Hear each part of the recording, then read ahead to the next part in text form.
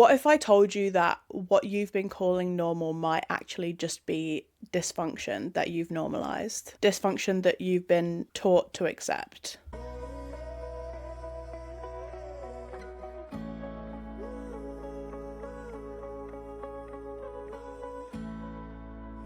Hey everyone, welcome back to your regularly scheduled self-reflection. I am Tash and this is Things We Say in Therapy, a place to feel seen, to learn some psychology, and to self-reflect on some hard truths to improve your mental health. So I'm going to start off this episode with an important question. Have you ever left a gathering with family or friends and left feeling drained instead of energized, left feeling doubtful of yourself instead of confident? And you notice it and you think, well, that's just how they are. Or is that just your normal? What if I told you that what you've been calling normal might actually just be dysfunction that you've normalized? Dysfunction that you've been taught to accept? Dysfunction in our lives, it often hides in plain sight because we normalize it over time. When we're younger, we're forced to be in places that we don't want to be sometimes. When we're kids, we're put into school and we have our given family environments, both of which that we don't get to choose ourselves. When we're adults, we have to work, and a lot of people don't get the choice to just leave their work environment because of financial stress or whatever it might be. And a lot of the times we're surrounded by people that we don't get along with, but we're forced to get along with these people because we have to survive in that environment. We become friends with groups of people that are toxic and dysfunctional a lot of the time, and sometimes we don't realize it until a lot later. Sometimes in these environments you can be around people who normalize toxicity. It's possible that we're in those environments so long that we adopt those habits ourselves. We adopt the mannerisms of the people that we're around. And sometimes that doesn't actually reflect who we really are. I became aware of this topic because I was in a lot of toxic environments growing up. My high school experience was extremely toxic, not just because of the people that I was around, but the high school culture in general was extremely toxic. My family at the time didn't feel safe for me, and I was put into survival mode. I adopted toxic habits myself to deal with it, and I thought a lot of people must go through this. So I thought it might be something to speak up about because I don't hear about it very much. So the goal of this episode is to help you listeners acknowledge and identify normalised dysfunction and how it may be affecting your emotional health. So defining dysfunction, I'm sure we all know what dysfunction is, but it's essentially an abnormal social environment, something that doesn't work well or function well. Dysfunction can feel normal in social and family environments because our brains adapt to those environments over time. We develop coping mechanisms and they become our default behaviours even if they're unhealthy. But just because everyone else tolerates it and that environment is normalised, it doesn't mean you should too. Examples of normalised dysfunction could be things like excessive family criticism, bullying each other, and then it's labelled as tough love or a joke. Gossiping, exclusion, judgmental behaviours in friend groups, or accepting disrespect, overworking as a workplace culture, or emotional neglect in workplaces. So let's talk about dysfunction in friendship circles. Signs that there's dysfunction in your friendship circles are when you come away from spending time with these people feeling drained, self-conscious, or anxious from being around them. Things like backhanded compliments, gossiping, or exclusion. I know that I've been part of friendship groups where other people were excluded. I usually wasn't someone who was excluded, but other people were ritualistically excluded. And I didn't realise until that was turned back on me and I started being excluded from things and judged and gossiped about. And you don't notice it until you're the victim, but it can be happening around you. And just because it's not happening to you doesn't mean it's not toxic. Other signs that there's normalised dysfunction in your friendship circle could be that you prioritize other people's needs above your own. If you feel like you need to prioritize other people and when you don't, there's a problem, that is dysfunction and that is not okay. When you stick up for yourself, You should be supported. If you put up boundaries and are met with resistance or made to feel guilty for not showing up for somebody when not showing up for that person meant you were putting your own needs first, it's possible that that person or that group is using you for your generosity of your time. My point here is that peer pressure and a need to belong, it can often override your need for self-protection and can encourage self-abandonment when you are close with people and in a normalised dysfunction relationship with people who take and don't give back or don't respect your boundaries. I'm going to give some more examples of normalised dysfunction that I've experienced personally. So male-centered friends is one. Male-centered women are extremely difficult to have a good friendship with because you will never be prioritized. I was made to feel like I was sort of jealous of my friend's relationship with her partner, which is not true. It's just that her relationship with like whoever she was with at that time would always take priority over my friendship with them, and I would be gaslit into thinking I was crazy. Judgmental friends is a huge one, and it can be subtle judgment too. I felt like I couldn't fully express myself with people of this nature. And I just thought it was always my problem. I always thought I was too much. My opinions were, too out there to be expressed, but I'm actually just like quite woke and politically correct. And I have strong opinions about things. Absolutely nothing wrong with that. But when you're a shell of yourself, when you don't feel like you can fully express yourself to your closest friends, there's a problem there. That doesn't necessarily mean that those people are judgmental. They might just be the wrong people for you. But in the cases where you feel like you're going to be judged if you fully express yourself, then it's probably time to walk away. Friends who ask for favors and don't return them. This is a huge one. I used to have a friend that would constantly ask everyone around them for money. And in my experience, when I asked them to pay me back, they would only pay me back part of what I asked for or part of what I had lent them. And then I found out that they had thousands, hundreds of thousands saved up in the bank, but somehow their banking app, whatever, was never working. But that behavior was normalized by the people around them, including me. I never said anything. I didn't feel like I was close enough with this person to say anything really. But yeah, when you get that feeling of, oh God, this is a bit weird, I feel a bit off about this, you're usually correct. I feel like if you have good intentions, your gut feelings are usually correct. Another one is friends who only value your time when you're drinking, partying, or gossiping about somebody. When you're someone to fill their time in behaviours that aren't necessarily healthy.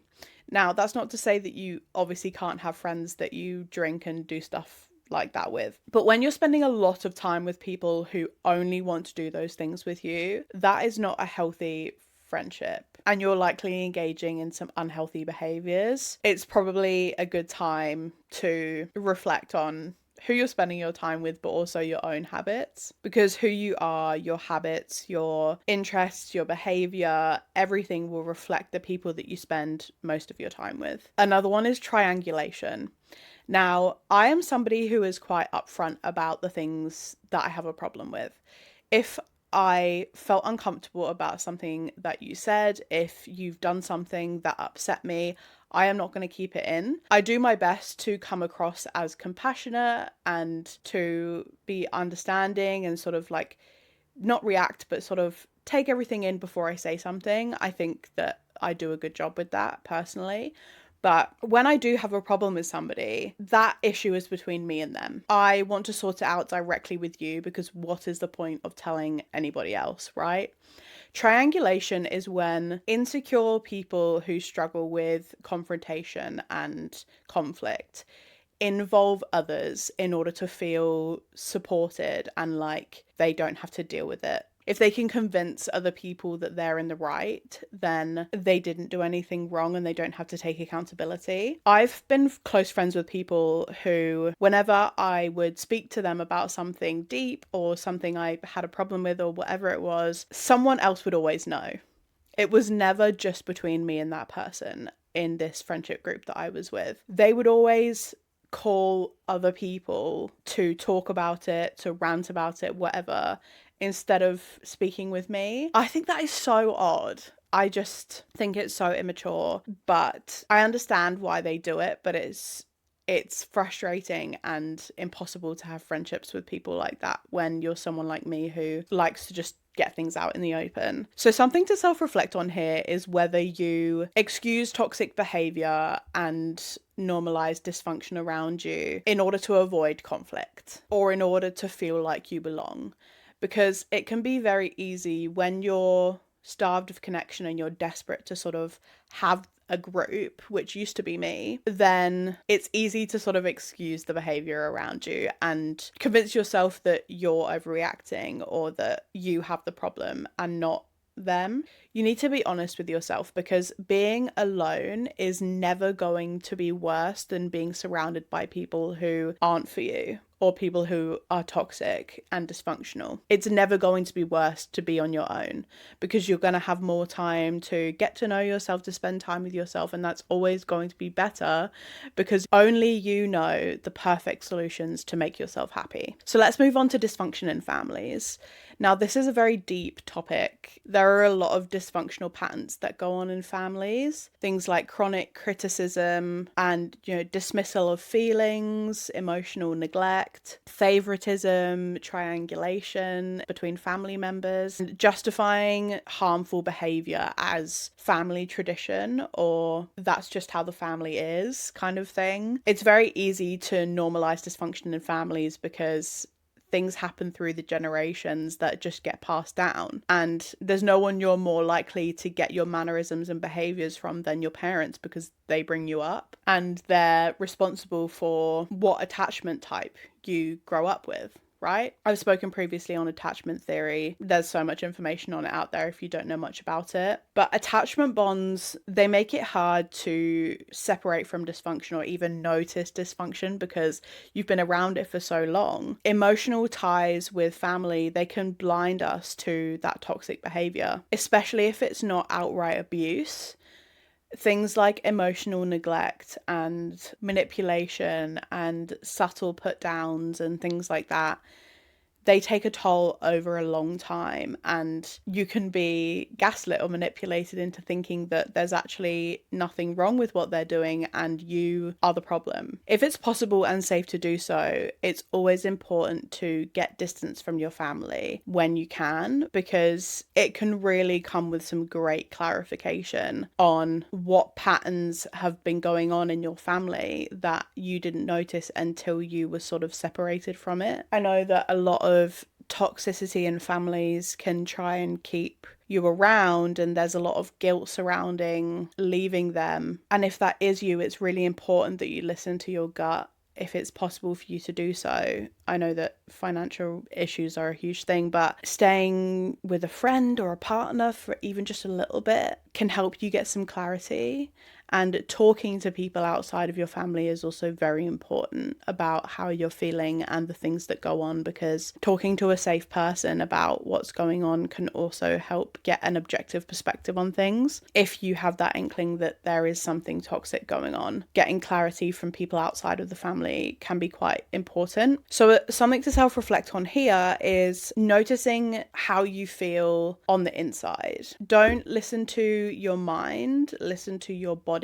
If it's feeling anxious, resentful, or unseen, or if you're consistently self-doubting, if there's feelings or thoughts that you're consistently having, things like, this doesn't feel right, or those things that they said hurt me and I want to say something, but I feel like I'm overreacting, that self-doubt in itself is actually a sign that you are being manipulated and there is some sort of dysfunction or toxicity happening there, because you shouldn't have to push those feelings down. There shouldn't be this much self-doubt in there.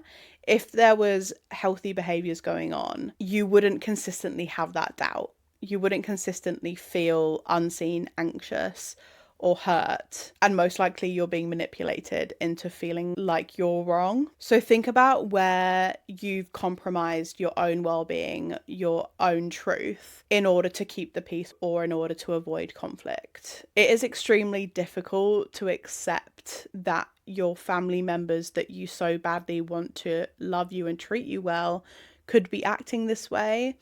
And I know that cutting people off culture is huge right now, but it's not always a case where you have to either sort everything out and it be perfect harmony, or you have to just completely cut them off and go no contact. I think there are scenarios where you can work out these dysfunctional behaviours with family members and talk things out, and, you know, you can become closer that way, but the only way you're going to do that is by confronting your emotions and realizing how it's actually making you feel and figuring out the best way to communicate that. And the way that other people react in honest conversations like that is the best way to know whether having a connection or a relationship with them is for you. Because once you're honest with the people that you love, they either attempt to take accountability and repair the connection with you, or they will deflect, gaslight, not be understanding, and you'll know once you own your truth. So let's move on to dysfunction in workplaces. In workplaces, there's microaggressions, there is bullying or subtle bullying, yes, even as adults. And this bullying can be normalized as office culture, which before my generation was just accepted, but Gen Zs are no longer accepting this stuff. Chronically overworking yourself, working overtime without compensation, burning yourself out in order to stay loyal to the company, it is not healthy. You are being exploited. Or dismissing your boundaries and your mental health needs. Don't let people who don't understand, people who overwork themselves and dismiss their own needs, tell you that taking a mental health day is just a Gen Z thing that we've made up and an excuse to not work. Burnout is so real, especially nowadays.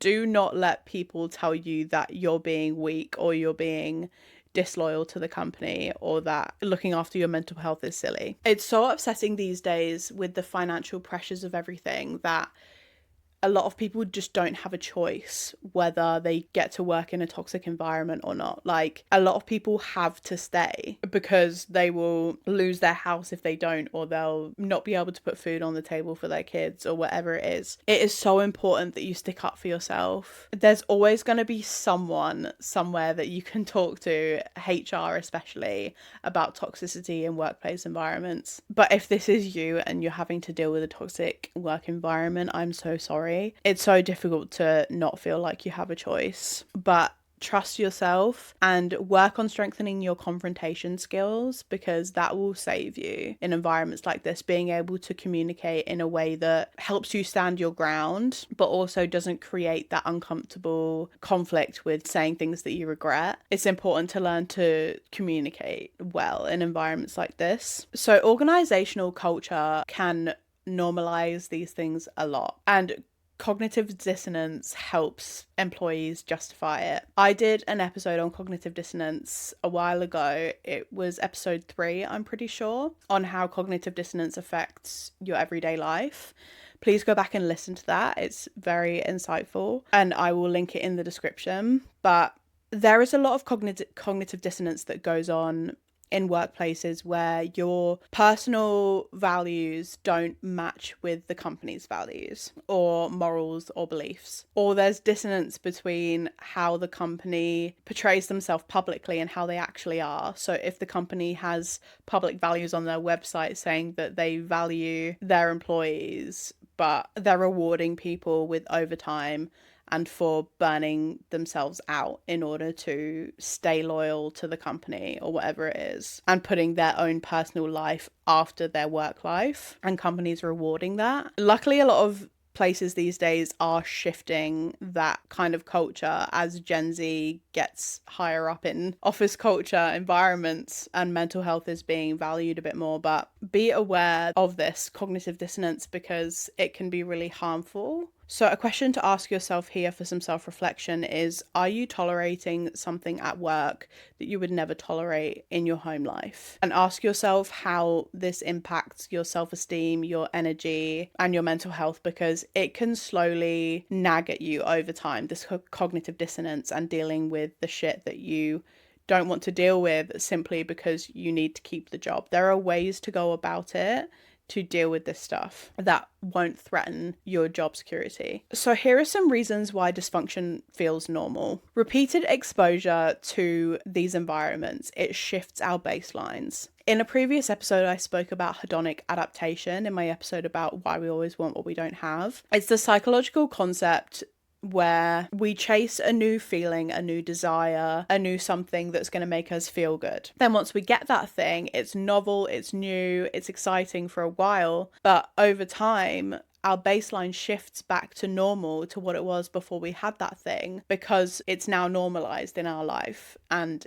we go back to how we felt before we had that new exciting thing, and we start chasing something new. Well, it's the same on the other end of the spectrum. Unhealthy behaviour starts to feel normal the more that it's in our life and the more that we have to tolerate it. And our baseline shifts from where you wouldn't usually accept that behaviour to slowly moving to the point where we accept that behavior because it's like, oh, I just can't be bothered to deal with it anymore, or whatever it is, or maybe I'm just overreacting, and then you accept something else until your baseline is way below where it was before. This is one of the reasons why people stay in toxic relationships, because they're around that behavior so much that you just start to believe that it's normal and that you deserve to be treated this way, and your baseline shifts. But in group environments, if no one else is reacting to the behavior, you start to think that you're the odd one out, that it's your problem, that you must be overreacting. That's what normalised dysfunction is. Something else to be aware of is normalcy bias.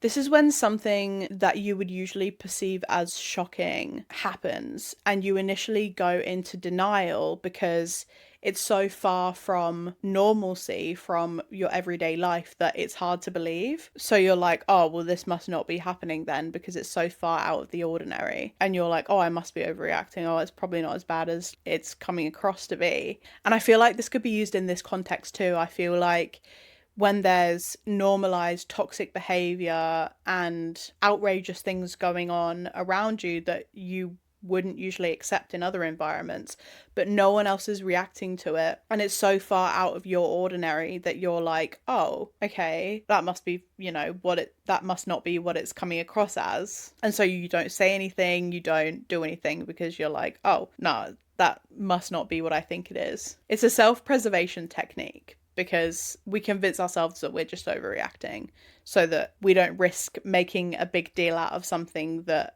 might not be what we think it is or how it comes across. But the hard-hitting truth here is that accepting dysfunction, it erodes self-esteem, it erodes mental health, and it completely collapses your trust in your own judgment. But something you need to realize is that the way that your body feels, it doesn't lie in these situations. If the energy makes you feel uncomfortable or off, it most likely is. So here are some steps to recognize and deal with normalized dysfunction. The first step is to notice what's going on in the circles around you. It's important to note that people do make mistakes. People are imperfect. People move weirdly all the time. Just because someone does something you don't like, or you get frustrated with somebody, that doesn't necessarily mean that it's normalized dysfunction or dysfunction at all.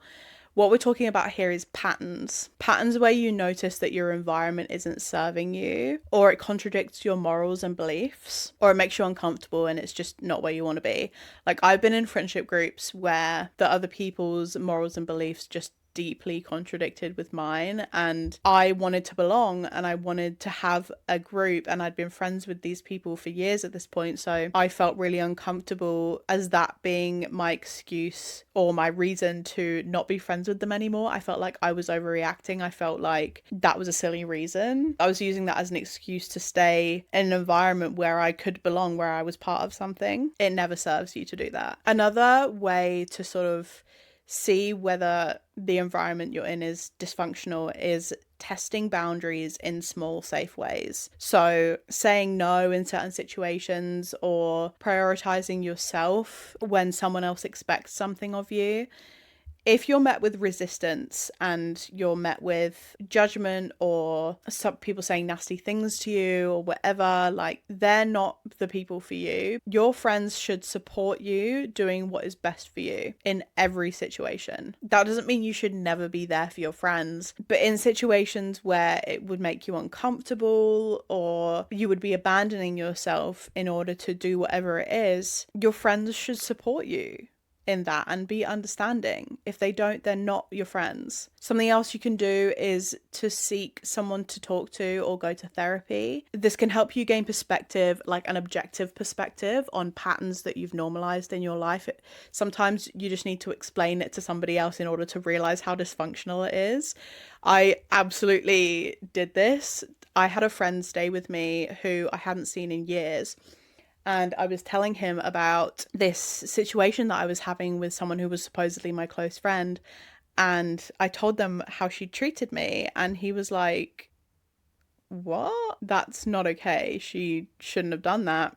And I was like, oh. And I actually defended her because I didn't want to accept that I was being treated badly, because that would mean that I would need to walk away at some point. And that can be really difficult to deal with. So yeah, speaking to people outside of your circle or a mental health professional can be really helpful. On that point, you need to accept that some people and some environments are never going to change. Some people are never going to meet the expectations you set out for them, or whether you're trusting in their potential. You need to recognize that. Removing yourself from these situations is absolutely vital, because they are holding you back. Staying in situations that aren't for you will hold you back from growing, from being the best version of yourself, of being authentic, learning what's actually right for you, and it's stopping you from finding your people. So now I'm going to hit you with some questions that will be good for your self-reflection, to consider whether you're accepting normalized dysfunction in your own life. And I'm going to split it into categories. So we'll do friendships first.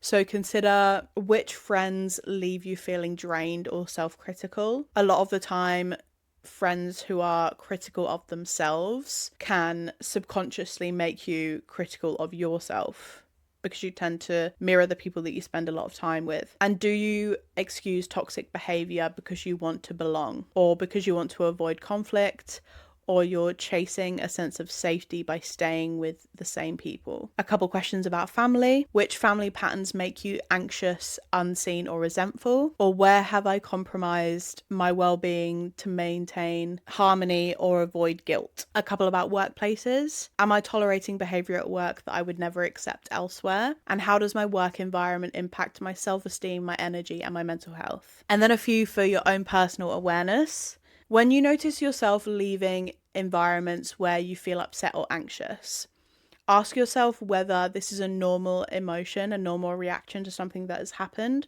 or whether it's a repeated pattern because of who you're spending time with. Ask yourself what patterns you've normalized within yourself that are unhealthy, and what small or big changes could you make in your life that feel scary but feel necessary for your well-being. This could be things like walking away from people you've been friends with for a long time because you've outgrown them, they're no longer for you, you're noticing dysfunction.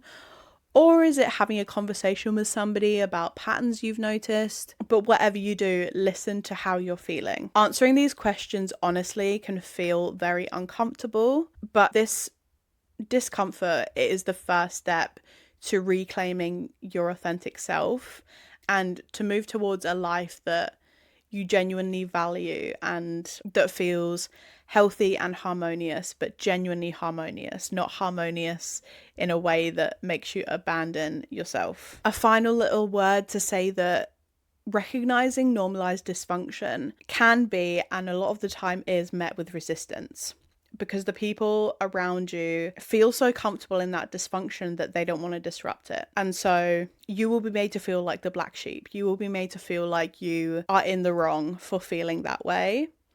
But you need to trust yourself. It doesn't make you judgmental to notice dysfunction. It makes you self-aware, and it's actually really brave to notice these patterns. As always, be self-compassionate in every step of the way. Always value yourself and what you can bring to the table, and be compassionate towards anything that you're feeling. You can use these questions as journaling prompts, or just think about them, discuss them with a therapist or a friend, but always make sure you're being kind to yourself and to others. Thank you so much for listening to this episode. If you've got this far, leave a pizza emoji in the comments so I can see who's watching all the way through. Don't forget to catch my snack size deep dive episode on Thursday. Turn notifications on so that you don't miss an episode. All of my social medias are linked in the description below, so please go and find me on there and support the channel if you can. I'll see you again. Bye.